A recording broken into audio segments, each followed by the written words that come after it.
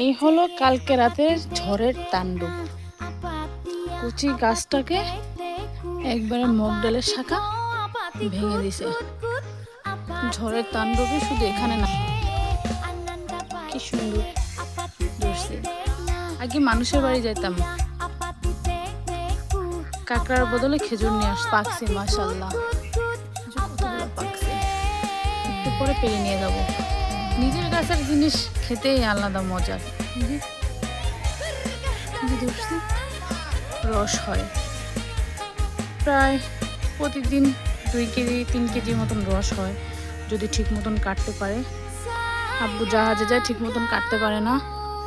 যে এই একটা, এটা এবছর কাটেনি, আগামী তো কাটবে ইনশাল্লাহ।